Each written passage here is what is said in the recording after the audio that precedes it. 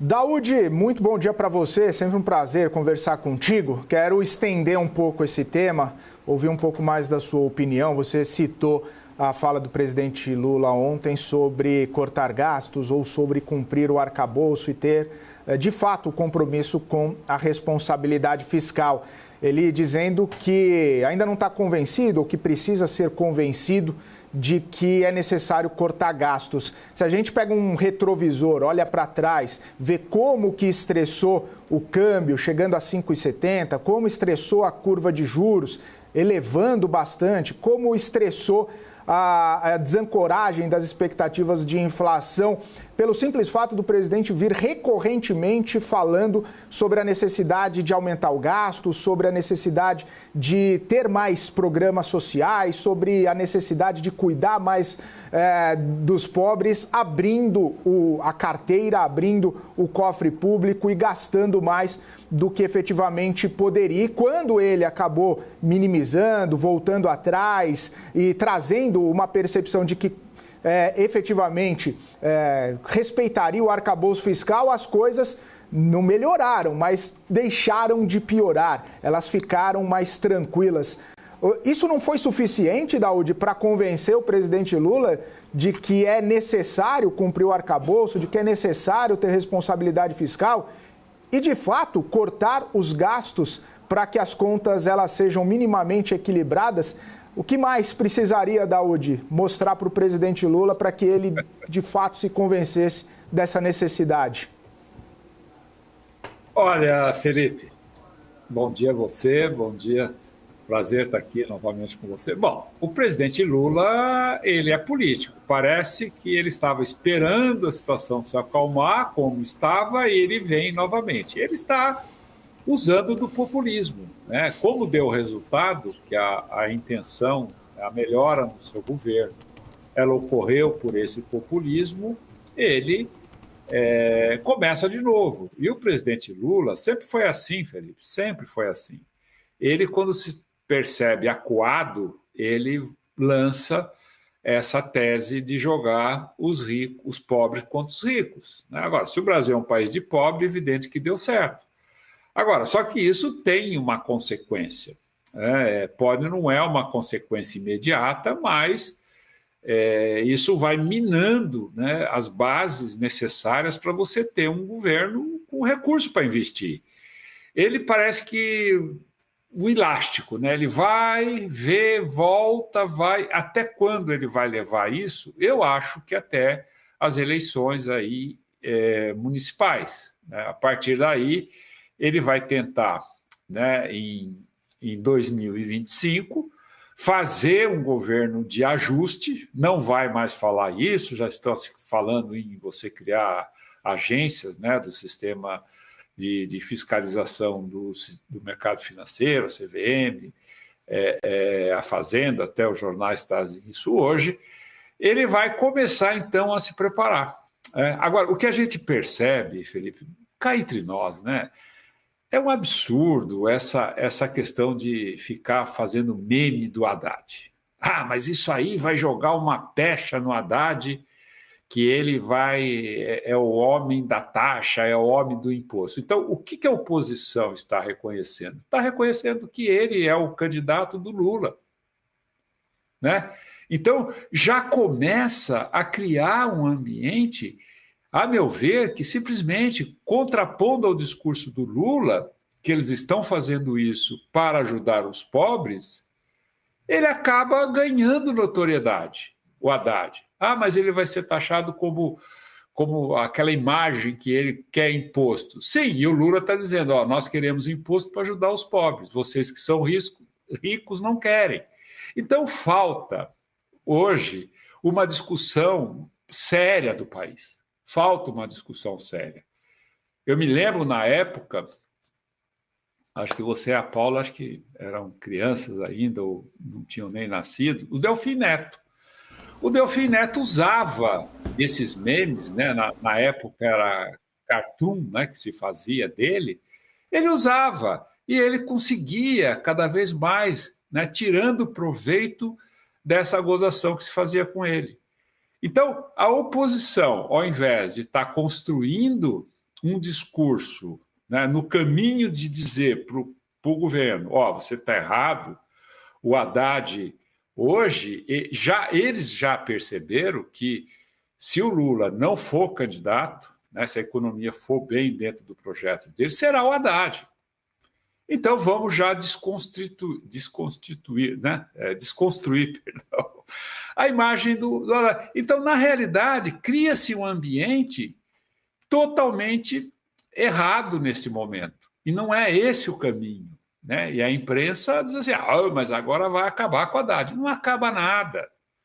O discurso, o que as pessoas precisam entender, que o Lula é um animal político muito esperto.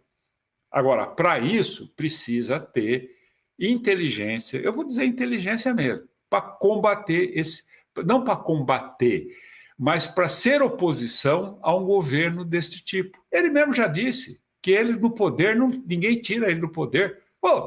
Agora vamos... Não, o caminho não é esse. Se vocês quiserem, a gente pode um dia aqui discutir qual seria o caminho, né, para mostrar para o povo mais que o Lula pega, que o Lula quer, que é o povo mais pobre, como que você deveria construir o seu discurso para essa população e não ficar cada um na sua bolha ali fazendo essas brincadeiras que, a meu ver, não vai desconstruir a imagem do ministro lá na frente, porque eles estão preparando uma virada, o governo está preparando uma virada. A meu ver, eu acho que tudo que for bom para o Brasil é positivo. Agora, não é porque nós pensamos diferente, eu vou dizer, eu penso diferente do que eles pensam, e isso é um fato, vocês sabem disso, que eu não vou ter estratégia para contestar o que está sendo feito. É difícil entender isso? Não, é muito simples. Então, Felipe, é isso aí. Chamou a atenção e você comentou, né, que quando as coisas acabam saindo de algum trilho, o presidente Lula traz novamente a estratégia nós contra eles, pobres contra ricos.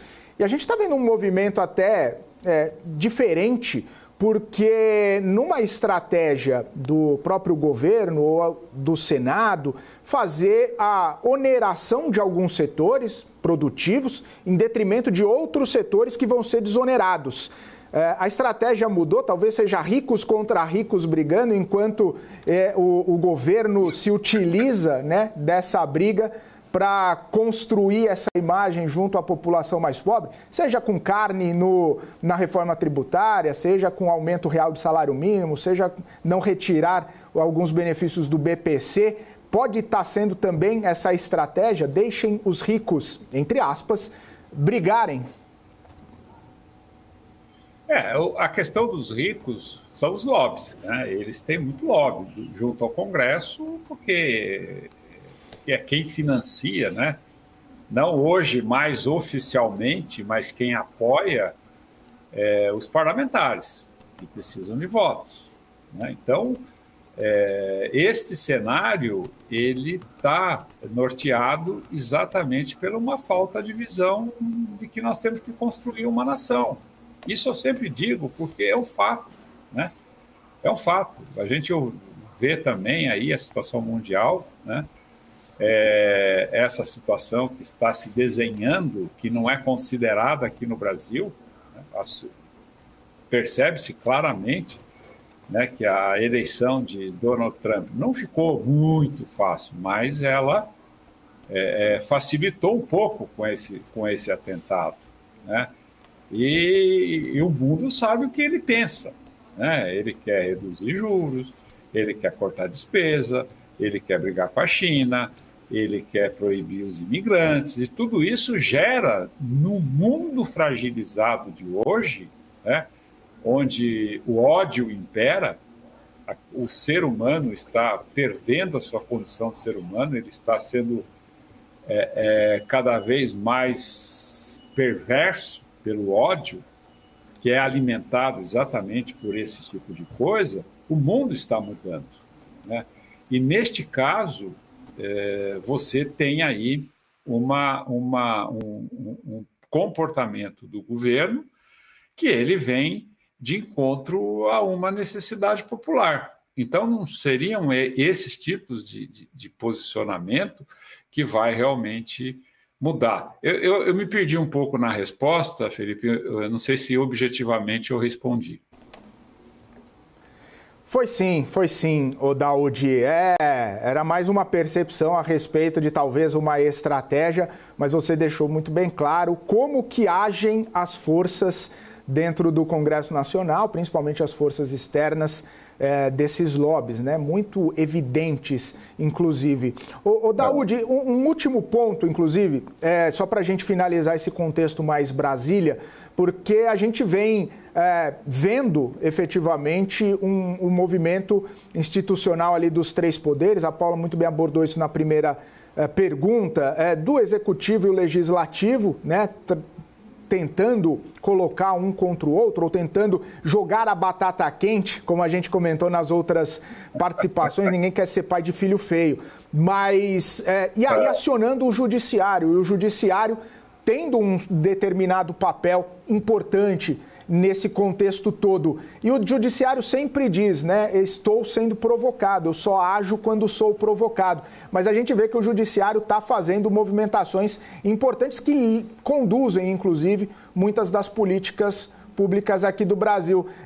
Você vê correndo por fora esse papel do Judiciário? Eles estão efetivamente só sendo provocados por quem não quer assumir a bronca de tomar as decisões difíceis e efetivamente tomando essas decisões difíceis, ou o Judiciário está um pouco mais ativista do que os olhos julgam necessários? Bom, eu acho que, Felipe, vamos especificar bem, porque acho que é importante. O STF hoje ele tem uma obrigatoriedade constitucional, né, de dirimir as dúvidas que a sociedade tem da nossa Constituição. Se você tem um embate qualquer ou uma dúvida que não está claro na Constituição, e que muitas vezes está claro, né, também, mas por questão política, você submete ao STF, o STF é como o gás, né? Deu espaço, ele ocupa. E como o Legislativo, nos últimos tempos, ele acabou abrindo mão de uma série de coisas e provocando por questões políticas o Judiciário cresceu, né? Agora, se nós formos analisar as decisões do STF, são decisões que realmente ele foi provocado e tinha que falar alguma coisa e falou. Agora, quando você dá muito poder, às vezes o sistema ele não percebe que você está com muito poder e você vai ocupando espaço, como o gás, você vai ocupando. Aí, mas o Supremo decide tudo, né? Eu até procurei fazer uma interpretação disso, né, que você perguntou. Eu vejo, por exemplo, uma coisa que o Supremo, na minha opinião, mudou o pensamento, mudou o que estava na Constituição, que foi a questão do marco temporal, né? Porque tinha um artigo claro da Constituição que dizia que os povos originários, que diz, né, ainda está lá, que os povos originários devem estar nas terras ali onde ele alega ser deles, até a promulgação da Constituição. E antes já teve também um episódio na Raposa Serra do Sol, em que ficou claro isso. Agora, de repente, o Supremo mudou o entendimento. Ele diz, não precisa estar lá na Constituição. Então, nesse aspecto, especificamente, eu acho que houve, sim, um avanço, né, aí fora da Constituição, que estava na Constituição, do Supremo Tribunal Federal, né? Agora, as razões, eu não sei te dizer. Maravilha. Miguel Daúdi, sempre aqui com a gente, trazendo análises precisas aqui e muito importantes para o nosso entendimento, para a nossa compreensão de todo esse cenário econômico e político. Daúdi, obrigado mais uma vez por estar aqui com a gente. Uma ótima quarta, uma ótima semana para você. Até a próxima. Até a próxima. Um abraço a você, Felipe, a Paula e a todos que estão nos assistindo. Muito obrigado, Miguel Daúdi, analista de economia e política. 10h59, vou com o Maurílio Goldner trazendo a